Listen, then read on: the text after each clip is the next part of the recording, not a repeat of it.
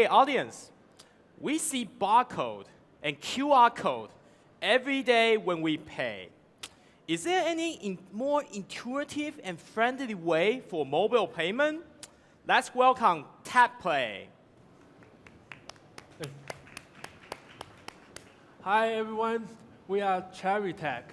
We focus on the advanced face-to-face mobile payment solution. So this is what we developed, a tapping technology. We call it TapPay. So TapPay is a technology like you are using NFC intuitively, just tape and then pay, but requires no NFC chips and no more QR code. And we support the most smartphone on the market, both Android and iOS system.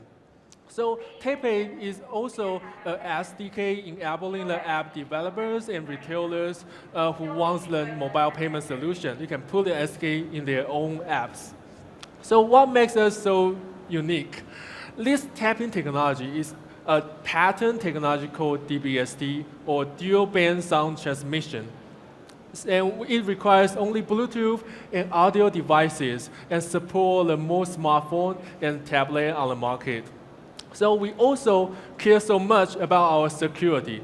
The PCI DSS, the compliance certificate issued from the International Card Organization, ensure that all the data we transfer is all secure and tamper-proof. So compared to the other payment solution on the market, what we need are only Bluetooth and audio devices. So even the 5-year-old smartphone has it.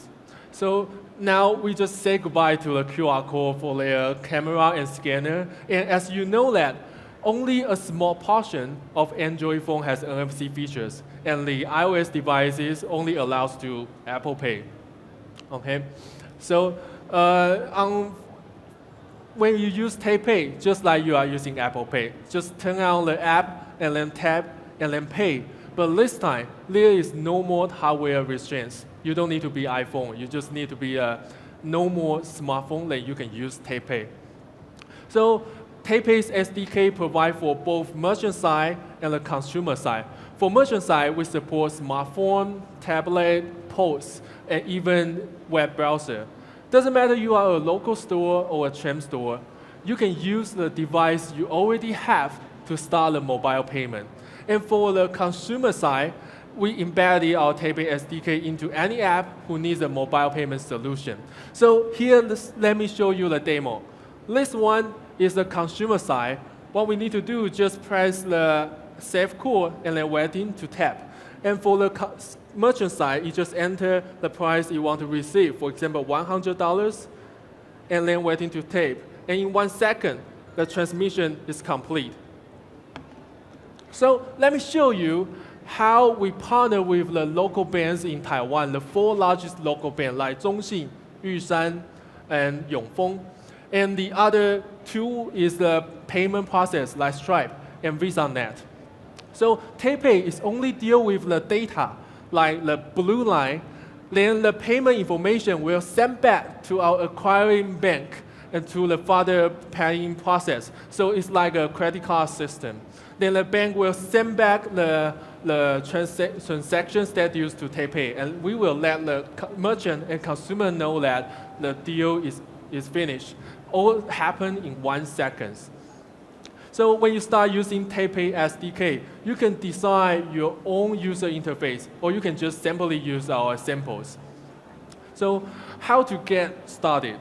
You can get online to find TapPay Portal website and just apply for our partner account and follow the instruction to download our SDK to your own apps. It's really easy and just 3 more steps. So how do we position ourselves? TapPay just in charge of the security of transferring payment data. And we enabling our partners and retailers app have a good payment experience and to encourage their merchants to join us. So our business model is that we charge the transaction fee by percentage and monthly fee, and this is our revenue. So This is a sample what it looks like after you use the TapPay SDK. As you can see that we just need your cell phone number for variation, and then type your card number, and you can start the Take and Pay service.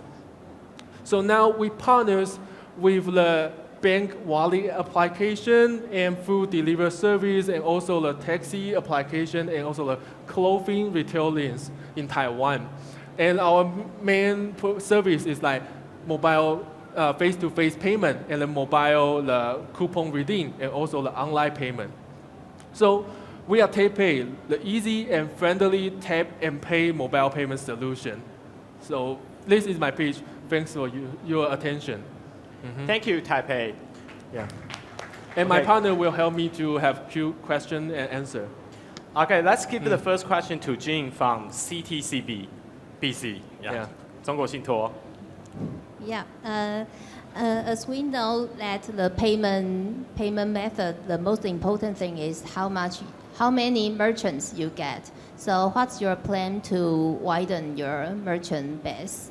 And my second question is, the DBST technology is easily to be replicated, or do you have any protection from others to replicate your technology? Okay. So first of all, we are just a tool provider. So we don't really promote our own app. So that means we provide a tool for app developers or like retailers to put their apps into users' phone. And they might have an ecosystem that is established already. So we don't need to really like do a lot of money, put a lot of money on the promotion. And they just use our tool. And all the payment process go through our service tunnel. That's secured by our service. And that's the first question. So we don't really promote our own app, and we just provide a tool and earn the money from the business partners. And the second question is that the technology is, we pair the Bluetooth using acoustic wave. The technology is very, very difficult. We developed that since 2 years ago. And the most difficult part was to get a compliance. We get a PCI DSS compliance, which is issued by the Visa and MasterCard organizations, which is worldwide. To get that certificate, you have to have a lot of preparations. And I think that's the most difficult situations. Yeah. Thank you. Is there any questions? Andy. Let us understand your core business here. You are not the apps. You are just providing the security layer across the apps. Am I right? Yeah, we provide an SDK for merchant side and then for consumer side. Let's take McDonald's for example. If McDonald's is accepting TapPay, then they might have merchant SDK on their checkout. And then the users might have McDonald's app. So they can do the mobile payment with the McDonald's app at McDonald's.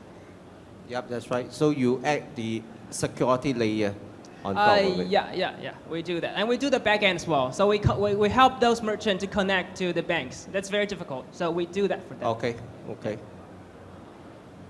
Can you explain your business model? How do you charge? Do you charge the merchant? Yeah, well, we are a B2B company. So we charge from the business partners, like monthly fee. And then we charge by per transactions. For example, like 1%, or probably 1% is too high, 0.5% per transaction.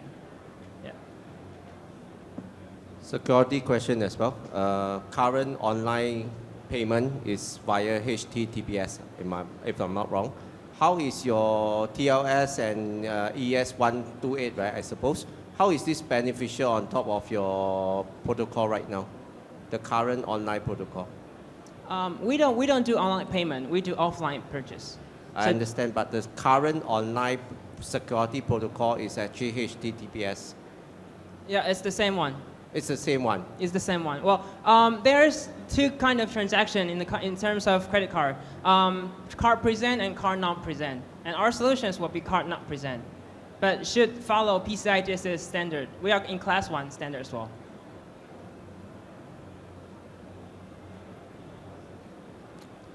We may have time for one more questions. Jean? Yeah, Go ahead.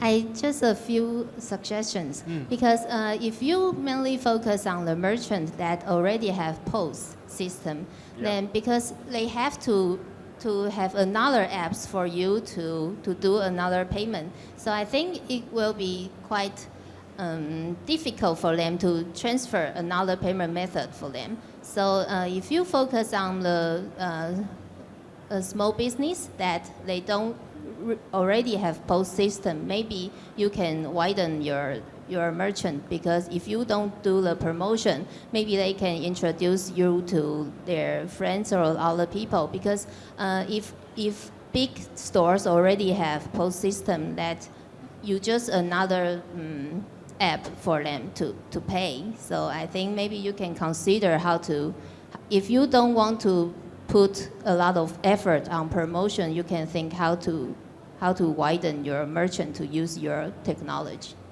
Yeah. Thank you. Thank you. Okay, thank you, Sherry Technology and their TapPay. Okay, it's Computax. I believe there's a lot of car shoppers right now in our audience. The next one, our next startup is the very first auto fintech company. Let's welcome DCBP.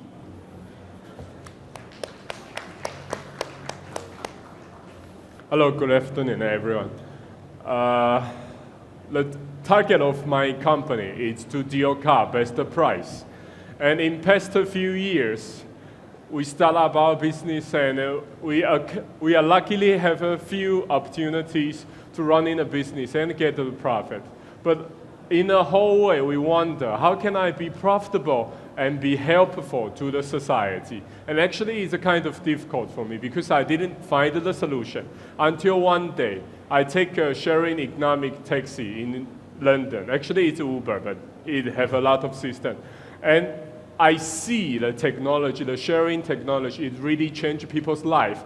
I met a driver, he's from Somalia. His name is Simba.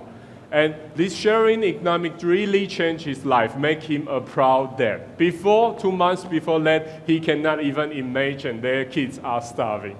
And that is give me the insight how to do it, how to help them more. Because most of his friends cannot get any help from the society. That's why we develop auto fintech. And the purpose is, the solution is for the issue, the problem is cars are too expensive. Especially in Far East, cars are way too expensive. We use the technology, actually all kinds of way we're using, just have one target, make cars cheaper. Make it become to $0, drive at home. We use technology to increase the value. How? We use the IoV technology, the Internet of Vehicle technology, which our main business is, and cut the cost and the risk. Go through the auto fintech way to make it come true. 10% of our clients, they are already drive car home, $0. In past 13 months, we have 800 users just simply in Taiwan market.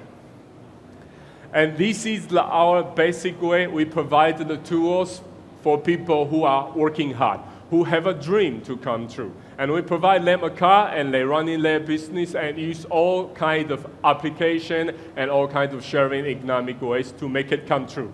And the money goes through our bank and goes through to their bank to control the risk.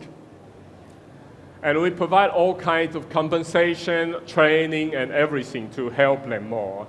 And our test bed is in Taiwan. And actually, our first stage of market is in China and in Russia. And how did I choose it? It's easy. Because capital in Taiwan or in developing countries are very cheap. Interest per year is around 2% or 3%.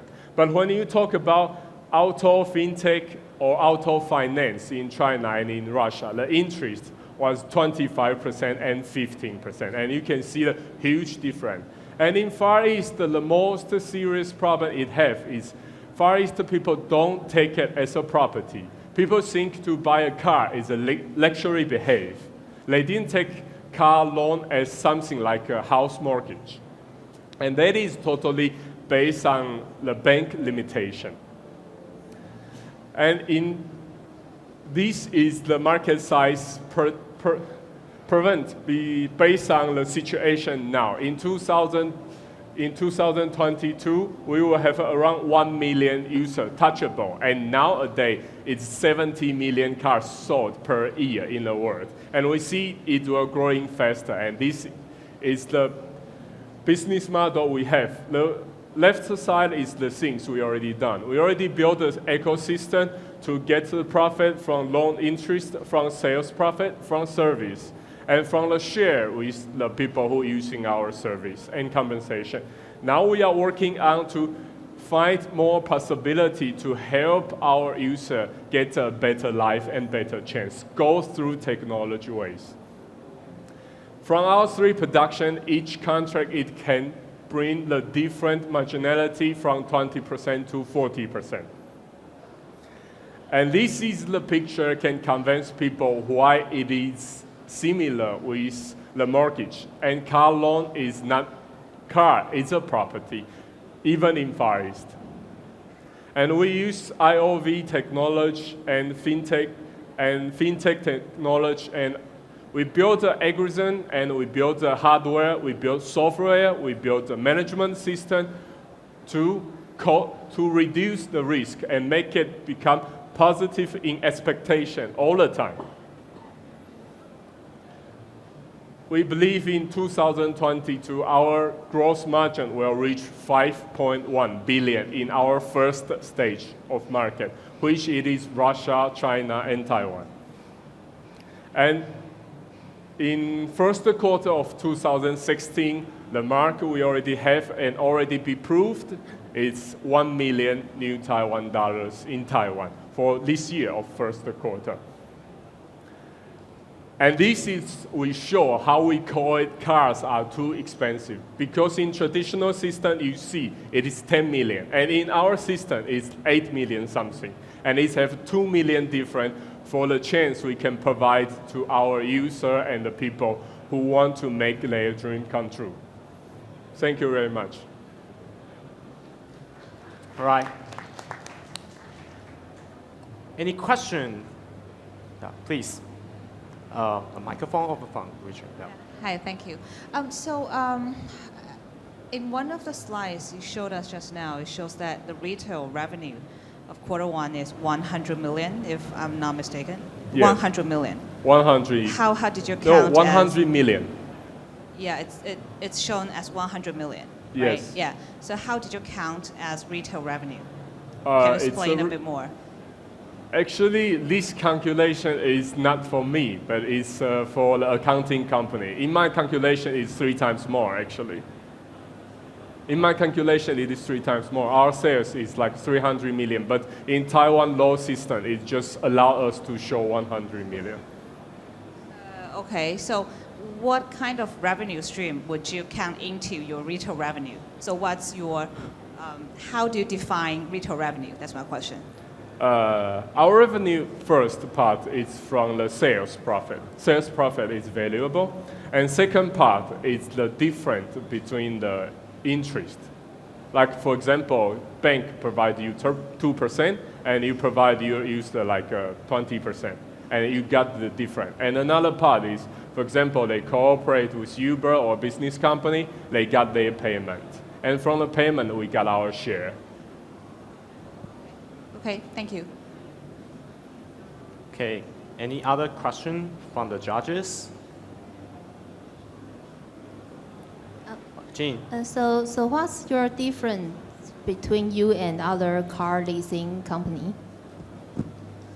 The biggest difference, it should be the price. And the second difference is most of leasing company, they don't, in Far East, they don't have any ability to recycle the car. For example, if he broke the contract and we can take the car back and we can recycle it and make a profit. But for example, for traditional system, it's just, you need to find a parking space for it and they didn't know what can they do with this. That's why they don't trade the car as a property, because when they get car back, they don't know what to do with it. That is the biggest difference, will be. And how do you manage your risk for the customers? First, we use the Internet of Vehicle system to control and to understand what is the situation of the driver, what is the situation of vehicle, and then we use fintech technology to hedge the risk. Because actually you can use a lot of different finance skill to hedge the risk and make it like a separate risk to all kinds of traditional finance companies. I think you are trying to muddle up a few things together here. You are essentially a car leasing company, right? But using IT to help do your finance instruments, lowering the risks and all this, and then using other IT solutions to manage better the fleet or the fleet management system.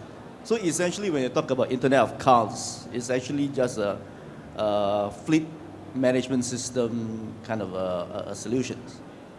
Sorry, I'm disagree with that, because why we call it auto fintech? Because we are not just care about we sell car through them, because we help them to manage and create the profit. You see, this can make people, when in the beginning they cannot afford, they even don't have a chance to try. But now you have a sharing economic, they can try, and we can help them to manage them, to help them. And this is not leasing company will do. Leasing company, they just, you buy car from somewhere and then you rental from them and then that's it. That is the end of story. And then they charge crazy fees. You can see the price different. It's 20% different. So how can I be same with them? Okay, I still don't see what's the difference. Actually, maybe I need to understand more of your business model. For example, in traditional way, leasing company, they just get a profit from the interest. And so they need to take all the risk. That's why they are expensive.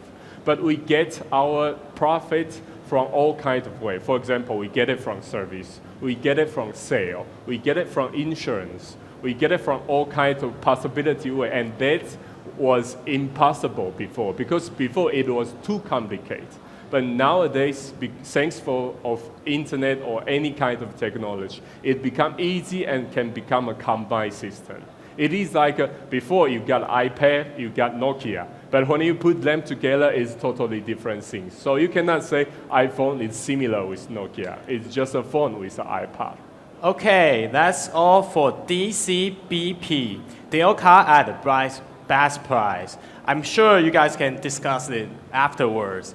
Let's give it up to the Care Monkey. If you have an emergency, do you know what to do or what to tell at the very moment? What if there's an app can make it easier? Let's see what Care Monkey has to offer to us. Everyone, please.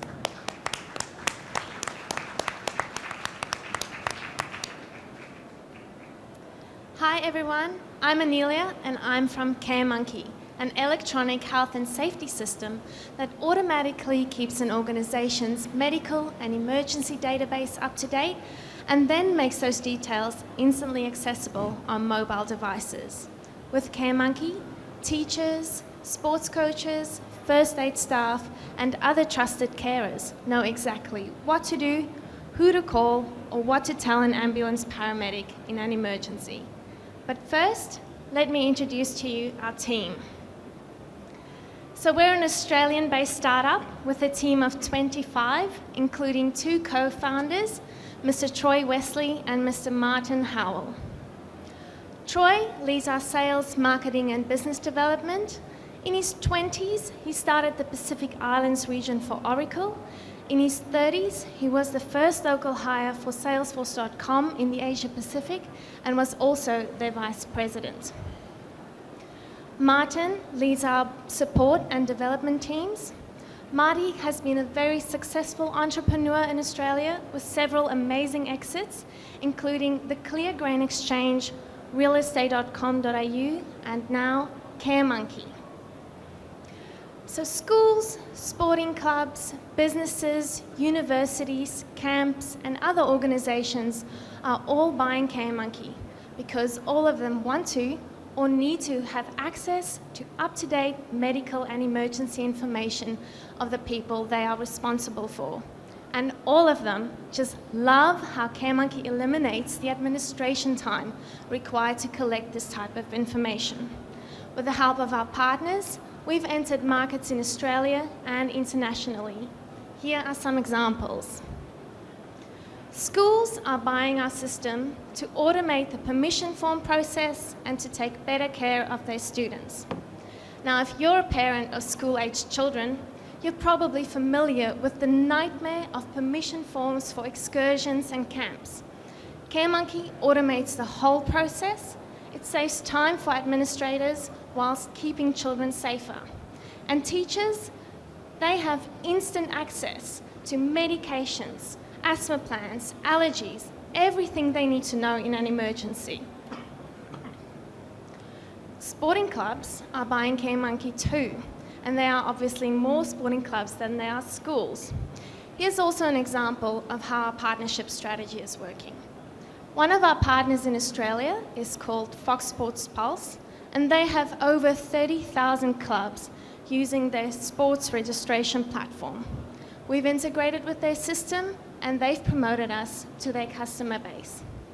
Through our partnership this year, we've signed corporate deals with Basketball Victoria, Touch Football Australia, Water Polo Australia, the National Rugby League, and the Australian Football League. Clubs are using CareMonkey to automate all types of forms. Just last year, the National Rugby League utilised our mobile injury reporting system for every junior club in the state of Victoria. This means that coaches and trainers can log an injury on the spot, and CareMonkey enables them to create a nationwide injury database across club, state, and league level. Businesses are buying CareMonkey too. Apart from the emergency information, CareMonkey automatically creates a corporate phone directory, and for employee privacy, care profiles are locked in a vault and can only be accessed in a legitimate medical emergency. We're helping businesses digitize their HR whilst keeping employees safer. We found a way to automate the collection of very sensitive data and make it available securely to the right people in an emergency, even when they're offline. We're proud to say that we've won many awards over the last 2 years, including Australia's Best Startup Idea and many other innovation awards. Earlier last year, CareMonkey won the Talent Unleashed Award, judged and presented by Sir Richard Branson, and we also won the International Slush event in Helsinki against 1,000 of the world's best startup companies. We have a partner-led distribution model and are looking for resellers around the world. If your company would be interested in representing CareMonkey in your part of the world, please get in contact with us via our website. We'd love to hear from you. So that's CareMonkey. We're aiming to be the Facebook of health and safety. We're solving real problems for our customers. They're willing to pay for it, and they're loving it. Thank you. Thank you. Any questions? Andy. First questions. You are getting health, medical, and emergency data. How do you get all these data for individual countries? For example, you have done it in Australia, so maybe you can just illustrate to us how do you get all these medical and emergency records? So CareMonkey is a user-controlled profile. So organizations would buy our system for the amount of profiles that they are wanting to collect, and the end user is entering that information. The end user also controls all the information that is being entered and can revoke sharing access at any time. When we're expanding to new countries, we're always making sure that we adhere to the most stringent privacy and security laws for each individual country. And that's about it. You are targeting, this is a very interesting concept. Yeah, definitely. But you seem to be wanting to do too many things at one go. The medical sector, I mean the insurance company, and enterprise themselves. right? So any priority in terms of marketing plans, or how do you intend to approach these different sectors? All right. So in Australia, we started selling to schools until we dominated a certain sector of the school market. CareMonkey is designed to go viral. So one of the parents at a school realized that he is the president of the local football club. And then he realized that CareMonkey is ideal for his football club. Then we started selling into sport. Only last year we started selling into businesses and companies, and we sold to many companies without a lot of sales effort because they realized that they need to have this information, and our app is a very useful plug-in into their existing HR systems. And what would be the entry to barrier? Sorry? Entry to barrier. I mean, like it seems to be that any other companies that comes in, or rather another new companies can just copy what you're doing and then replicate it to the other markets, right? So we have an IP that is protected, and we are at the moment we have no competitors because we do this one thing really well, and it's an amazing plugin, and our API is also exposed. So it makes it easier for companies to adopt our system, and it's a much more cost-effective way to do so.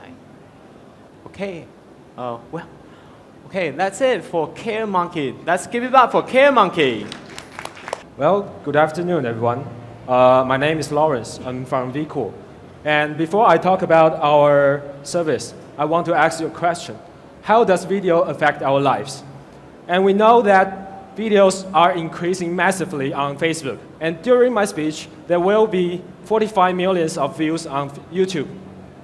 Also, Twitter and Instagram adopted video for their services. But I think the next picture, the open rate will increase by 19% and click-through rate by 65%. And your unsubscribe rate will decrease by 26%. Here's another one. Visitors were more likely to put the product in their shopping cart after seeing a product video.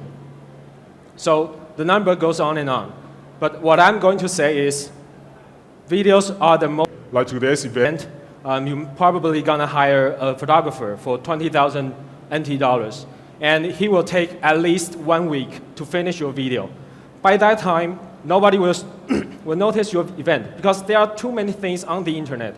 So the audiences just get distracted very easy. And now vCool provides a solution. It saves you a lot of time and money.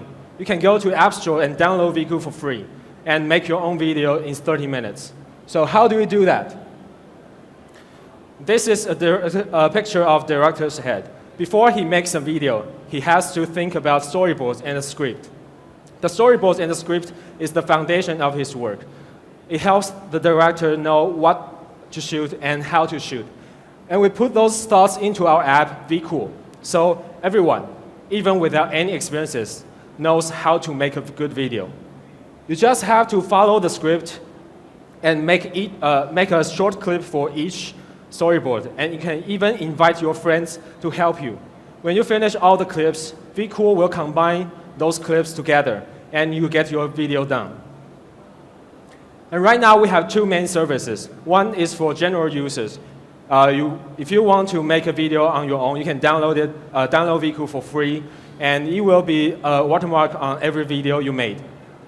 You can pay 30 to 60 NT dollars to remove it. And the other one is for business. If you want a more professional videos, we will send out our photographer and bring some equipment like stabilizer and lights to help you make a better video with vCool. And it only costs you 5,000 NT dollars. Either way, the price is much lower and the speed is much faster than before. So our strategy is to focus on event video right now because it has a lot of attention. It helps us to promote our service, and to my knowledge, there are few competitors now. And later on, we will expand our market to intro video like space. If you have an Airbnb space, you can make a video for it, or you have a product, you can make a video to introduce your product. So we have already made a lot of videos for this partner. So I think you should let us help you too. And I think, no, I believe that everyone, in the future, everyone has a story to tell or to sell. And what's the best way to sell it? I think the answer is pretty clear. It's vCool. And at last, I want to show you a video that we made last year for Me Taipei. 可以帮我点那个？那要 Or you can scan the QR codes. 可以放影片吗？ Okay, you can scan the QR code, or you go to our booth with Ideas Show. You can see videos we made today, this afternoon, and this morning. Yeah, thank you. This is my presentation. Do you have any questions? No. Let's see if we can Okay. play the videos. Thanks.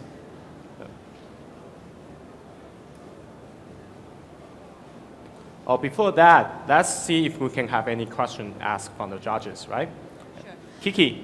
Yeah, thank you. So you plan to generate some revenues from individual users as well as from corporate users. But for corporate users, you'll have to send your own staff and to help them We will send do out the our own video shooting, right?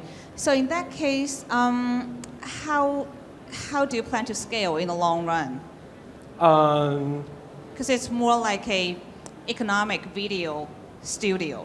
In that case, I fail to see the potential in the long run. Okay, this is our stage for cash flow and revenue for now, but eventually we want to make everyone can make their video on their own. So this is a promotion strategy and the revenue income.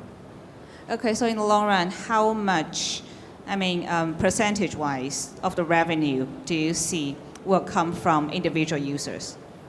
I think maybe like 80%. So 80% from individuals and 20% from corporate. Yeah. Okay, thank you. Atmas. Your consumer-wise, you're 80%. So you'll be charging per video production? Pardon? So how do you intend to charge the consumer? It will be per video production, right? Every video you made, there will be a watermark on the video.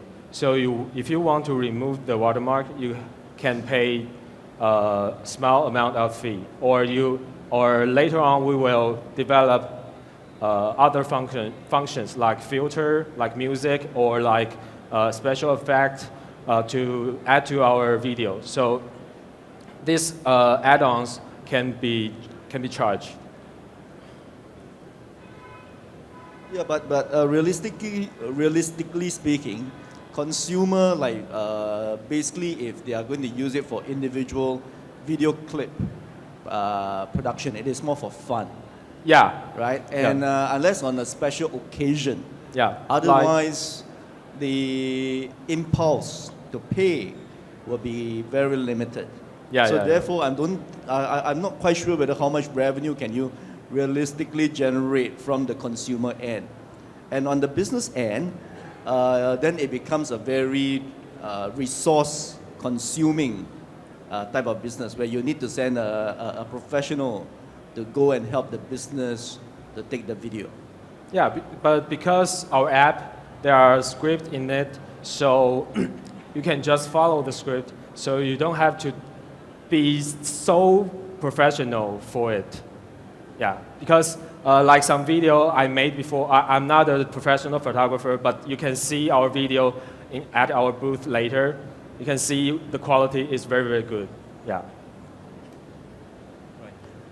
Can you please describe your key technology differentiator? Because there are many different video producing apps out there, right? Okay. So what's your key differentiator? I think the key differences, one is for script and the storyboards. This is for one. It tells you what to shoot and how to shoot. The other one is we can make video with friends. You can share your storyboards with friends and ask him to help you shoot a clips for you. So maybe like I'm in Taipei and they are in Beijing or Tokyo, they can still shoot a video and our clips can combine together into one video. And that's the main difference between our app and others. Yeah. Andy? Just a simple question. Is any one of you video photographers? We have a professional director in our team. So the script and the storyboard is designed by him. Yeah. So no video photographer He can be a experience. photographer from time to time. Director and photographer is big difference. Yeah. Okay, do we have any more questions for VCool? Okay, give it up for VCool, everyone. Our next startup thinks sometimes the world feels a little too big. With their immersive VR technology, Lucid VR makes the world a smaller place. Let's welcome Joe. Hey everyone, how y'all doing? Hi. Hey. So I'm Joe with Lucid VR, and today we're going to be talking about Lucid Cam, the world's first 180-degree 3D stereoscopic camera. Have you ever been far away from family, friends, loved ones, had a relationship kind of diminish with the problem of distance? A lot of people have, actually, and it's not always a romantic one. It can be platonic, some type of relationship that has some inserted distance problem. It could be thousands of miles, it could be 10 miles, where the relationship takes a toll because of some problem of distance. Now, out there are more than just these people that have this distance problem. They're actually structurally embedded with some certain groups of people, and there are expats and transplants that have experienced this at a heightened level. I'm a transplant. I'm actually from New York, living in California, and it's hard for me to be able to communicate with my family, my loved ones, my friends out in New York from California. Now, a lot of people try to address this problem with a variety of solutions, whether it be 2D imaging via Skype to text messages, any way to stay in touch with their friends and loved ones. And now, as you see at this event here, you see virtual reality as maybe a solution. Maybe this can be the way that we can connect us in here in Taiwan to our family and friends in New York. Maybe. But a lot of people forget that actually content creation is very painful. It takes a lot of money, a lot of cameras to put and create VR content.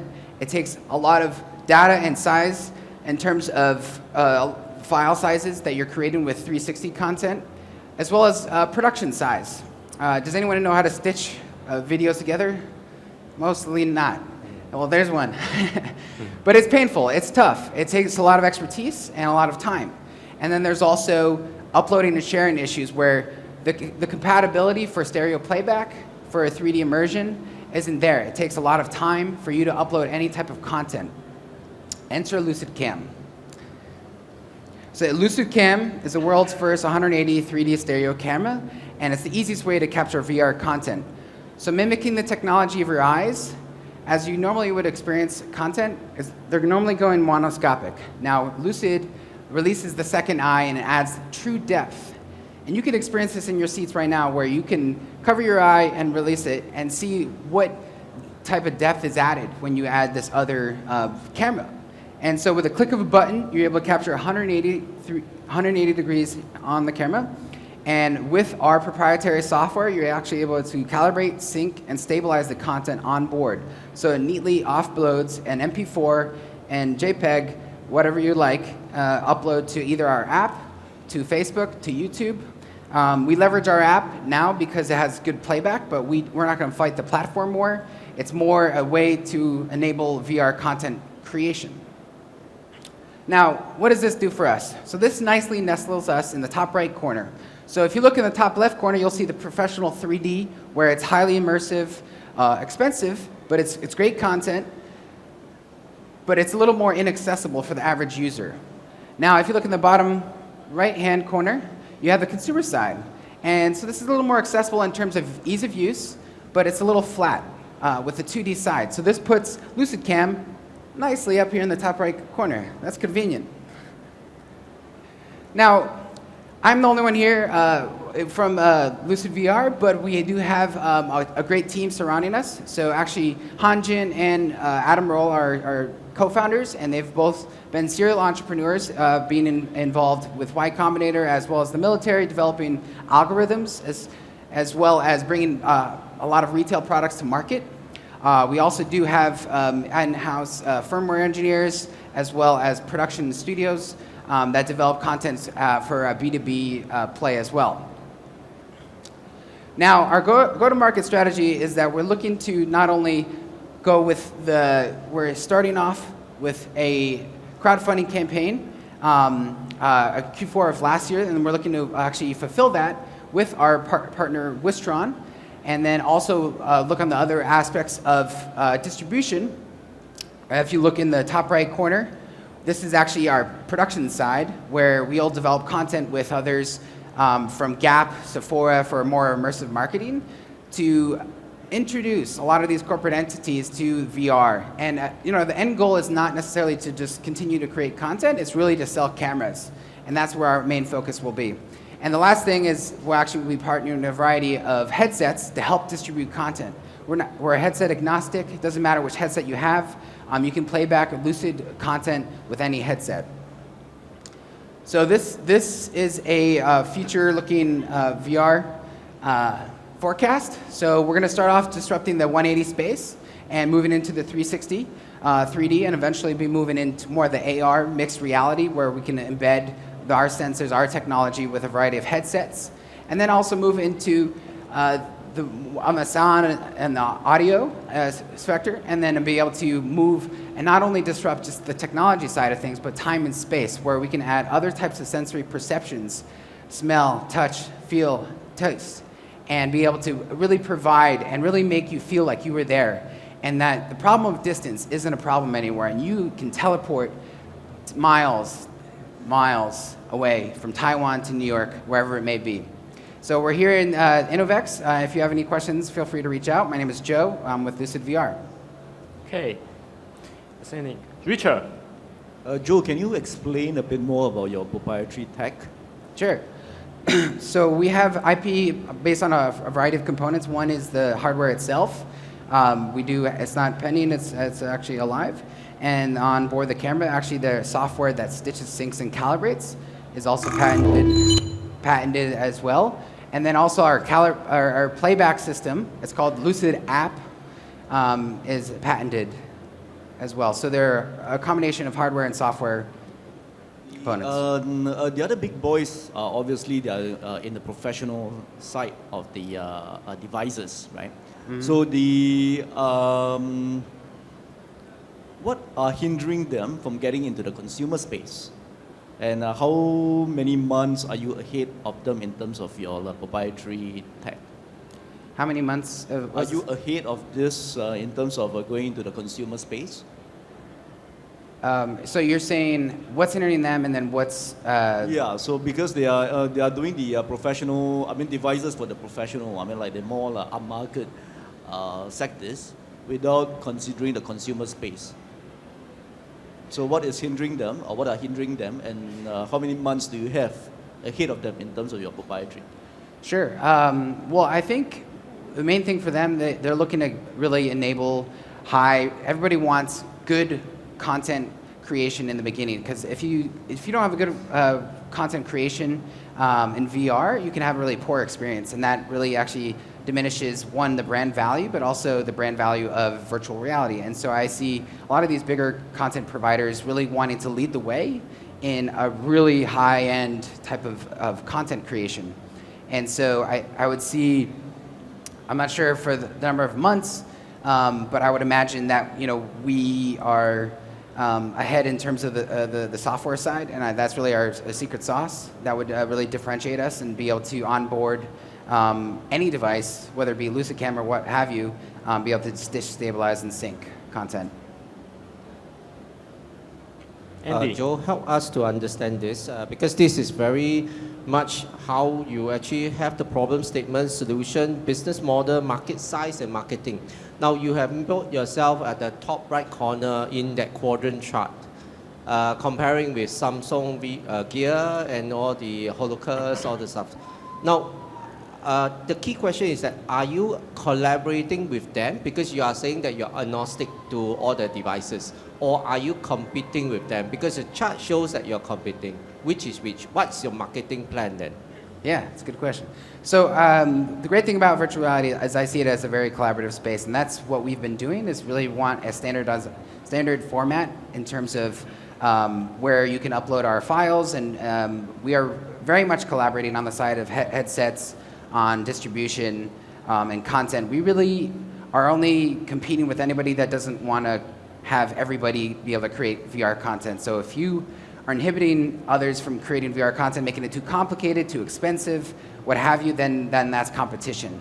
I think we are really looking to enable the easiest content creation, and we'll support that and work with whoever is making it simpler. There's no real direct competitor in terms of the 3D 180 space, but we really see everybody else as helping enable the industry, and so that's a very collaborative view. But on the content creation, we definitely will work with a variety of those competitors as well. Richard.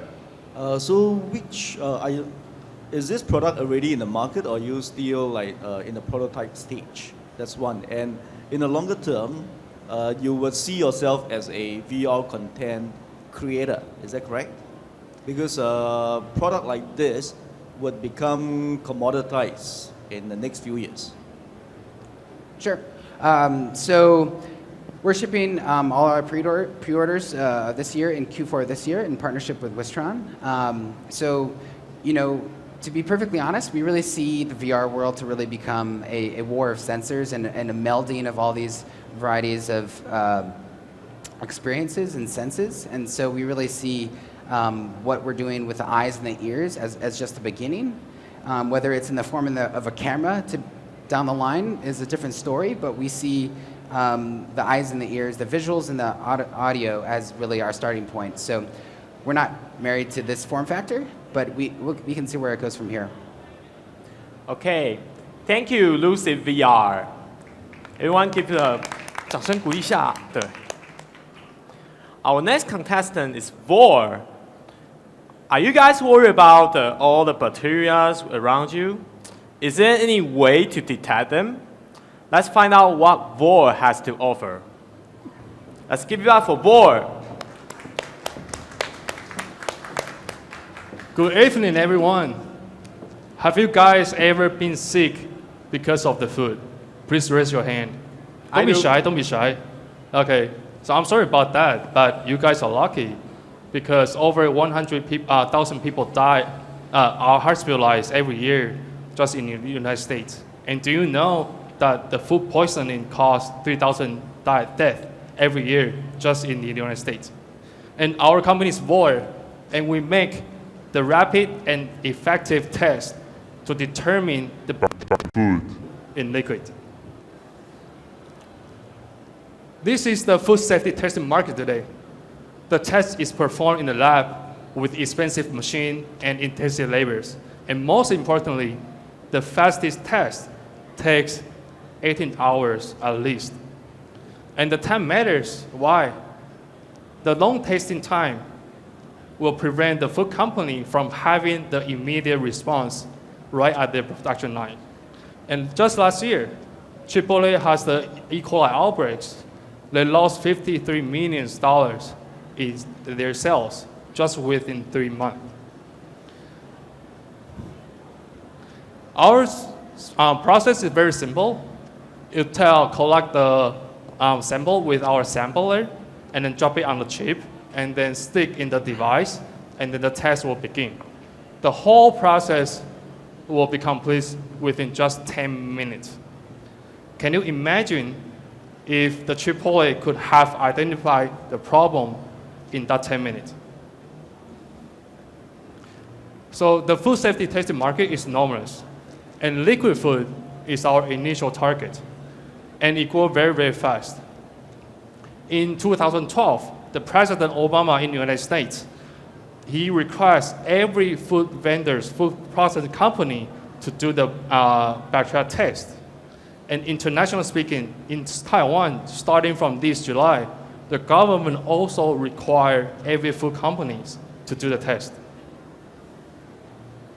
As you know, we have a list of competitors. And speed is an important differentiator, and we are very, very fast. And our device is only $50 instead of thousands of dollars from the competitors. And most importantly, our device is portable. Can you imagine how much money can a food company save if they can detect, identify the problem right at the production line? They can cut that production particularly instead of recall all product produced with a certain time frame. And our business model follow the razor and razor blade models, and these are B2B models. And our initial client are water tasting programs, food companies, and tasting labs. And we will start from the direct sales and self-outsourcing at the beginning, and followed by the distributors. And currently, we receive, just in this year, we have the contract with the Texas state for the water tastings. And we also have the connections with the San Diego area. We are a San Diego-based company, and we have the connection with them for the water tasting, as well as the bottled water companies in Taiwan. And today, the test, it takes 1 to 3 days. And tomorrow, it will be only 10 minutes using our patented technologies.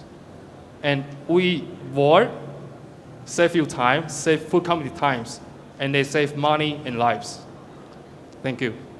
Thank you. Okay, let's see any question from the job. Andy, right? You're looking at me. Okay, first question. You have water testing, you have food testing. These are perhaps a bit different. What's your focus, food testing or water testing? Did you drink water? Yeah. Water is a kind of food, right? Okay. So our initial market are the liquid food. It includes the water, like a tea, juice, and milk. We are not focusing on the solid food, like a steak, pork, chicken. How do you actually expand, let's say, water testing to more enterprise users? For example, reservoirs, reservoir water, catchment waters. Are you able to actually test that as well? For water quality testing, there are two types of the bacteria that they usually test, the Enterococcus and E. coli. They are very, very common bacteria. And they only test that two particular bacteria to determine the water quality.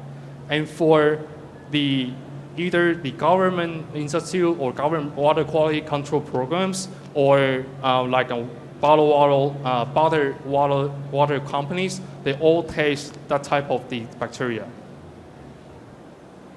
If I understand correctly, so you actually provide the tools, right? That equipment that costs $50 US, and then the user put it into the liquid, and then the sample is then sent, or the data is then sent on through the web to your lab, and you charge $10. No, we provide them the device. Which from the device itself, the data stays with the user. Yes, it only costs us $50. So why does the user still need to pay $10 US per test? This is $10 per test. It's one-time use. Okay, it's just we follow the razor and razor blade. You use the razor and you use the blade too. Okay. And then the other question is, in fact, it really depends on the targeted market segments. Like in China, I think that a lot of parents might require this more so. I mean, like the application, and because it's more cost effective, you would be able to be more pervasive than if, let's say, if you go for the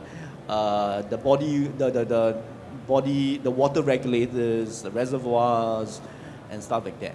So we position ourselves as a platform technology, and food safety testing is our initial target. But as you say, we receive kind of a lot of requests from different clients. They say that, like for instance, some people go hiking, they want to drink water from the lake, and they're questioning if the water from the lake is safe or not. And then they're asking us whether we can provide this type of product. But however, we will start from a existing market first, because our company is small. We want to generate revenue first. We want to start from small, and then maybe penetrate to that consumer product market. Kiki. This really sounds magical, so would you mind telling us a bit more about the underlying technology? Is that about imaging or chemical reaction or, yeah? Have you ever sat a glass of wine and enjoy the stars? Okay. The reason why you can see the star is because of the sun, the scattering from the sun, so you can star. And our technology uses the same type of theory. We introduce the antibody to particular bind to the interest of bacteria of interest, and then they will coagulate, and then we introduce a light source, and then we receive that scattering light from the image. That's the reason why we use the iPhone. And the key here is that our technology doesn't require a very high-end CMOS sensor. A very common, like this CMOS sensor costs, as far as I know, less than 50 cents. Okay, so you just mentioned the involvement of antibody. Yes. So from my understanding, antibody can only work with a certain type of bacteria. You are correct. So that's the reason why we provide chip, particularly for each bacteria. Like you purchase the chip for testing the E. coli, and that's the reason why we make the money. Okay. Yeah, gotcha. Thank you. Okay, one more question from Jim. So how accurate of your analyze? So the current gold standard is the PCR test. And our result is PCR-like. We're not challenging, we're not saying that our accuracy is better than the PCR, but we can generate the result that is PCR-like. And this type of the test, FDA doesn't regulate it. But the product will have a third-party accreditations, and they will validate your method and the result. Okay, thank you, Vor. Thank you, everyone. And it comes down to our final contestant for today, Embrace Audio Lab, the inventor of X-Round audio technology, aimed to redefine the sound experience. Everyone, let's welcome Embrace Audio Lab.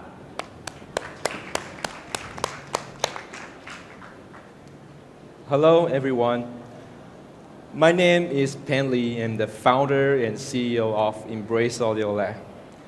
As an audiophile, I think it's very important to unleash the power of sound made by the musicians and sound designers and composers.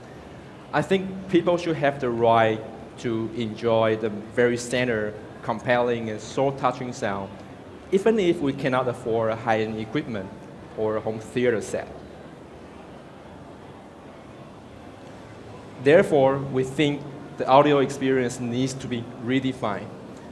So what is X-Round? We decided to develop the X-Round audio technology which can transform any stereo systems into a home theater-like listening experience, or upgrade ordinary headphones into premium ones, without a specially encoded audio format like Dolby or DTS. Basically, any content from the internet, from YouTube, from Vimeo, or from Netflix, Spotify, can be instantly boosted into a home theater listening experience without adding any extra hardware. So you can see this is a home theater Dolby Atmos setting. It requires 7.2.2 with the ceiling speakers. Doesn't sound cumbersome. Does anyone have this kind of setting in your home? Yeah, so how do you think the user experience of setting things up. You need audio content that contain 7.1 channels audio, and also the decoder, and also the installation of wiring of the speakers. So based on this, we think people should listen better, because we have only 2 years. So 2 speakers should be fairly enough. We have designed an audio booster that embed our Extron audio technology. So with this magic audio pump, the thumb-sized audio pump,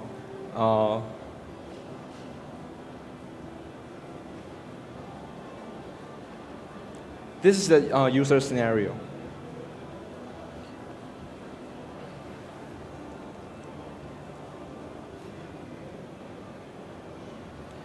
Any content from the internet connected to the device, connected to your any speakers or headphone, it can instantly bring into a home theater-like experiences without 7.1 speakers. Only the booster itself process anything. So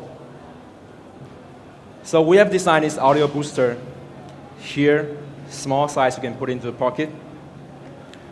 You can connect to your speakers and headphone, and any content from the YouTube, Spotify, or Vimeo, anything, boom, instantly, the sound experience enhanced. So we are planning to expand its online exposure on crowdfunding campaign. We are aiming at the end of August, we're going to be on either Kickstarter or Indiegogo to get online exposure. After that, we were invited to IFA Tech Watch to get physical exposure to actual customer. We want to talk to them face to face. So very honored. Last month we were invited to the IFA Global Press Conference to have a sneak peek of this kind of technology. So media are very interesting in this type of technology. So we got cover from FireWeb, Nikkei BP, and Slash Gear, and some local media.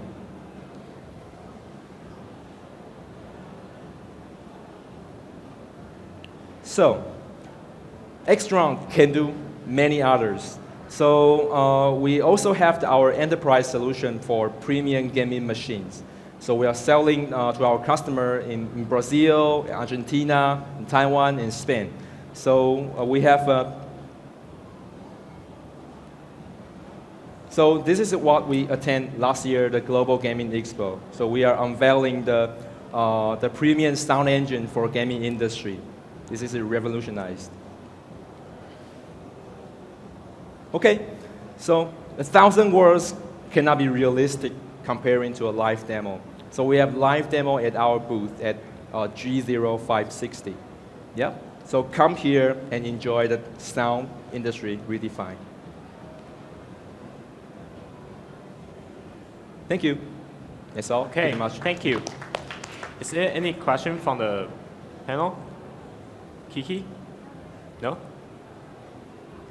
Admas. Right. In terms of the sound quality, how do you compare to a full system? And Yes. the other question would be, which targeted user segment are you looking at? Are they the serious, music lovers, or are they, the entry level? Yeah, very good question. We are targeting the people with the age between 18 to maybe 33. Yeah, the people are just coming out from the school and then moving into a little studio apartment. They don't have spacious. Budget is one thing. Space is most important. You need a very square space to install the home theater. So we are aiming this kind of people. They want to enjoy their home theater, but they find many difficulties. So we are aiming them and trying to provide their simple solution to boost their any existing audio products.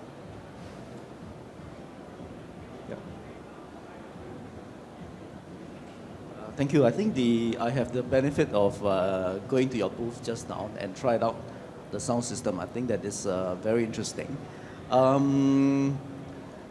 Yeah, I think that I would like to see how I could work with you in China, if that's possible. Yeah, thank you. Andy. Just a simple question. How much do you think you will charge for the simple Yeah, we are commercial targeting one? the retail price under $99 US. Under 99 US dollars. Yes. Technical question, how do you change the stereo sound to a surround sound? This is more mathematical questions. So basically, people hear into stereo system, but the stereo separation downgrade because your right ear listen to both of them. So the signal is coming from both of the speakers to your right ear and left ear. So we are doing things that to optimize the listening area, to let your right ear listen to right speaker only and left ear listen to the left speaker only. That create a stereo separation and let audio details coming out from the speakers. So we are doing the audio pre-processing, and when the sound wave propagate to the listening area, it forms a sweet spot.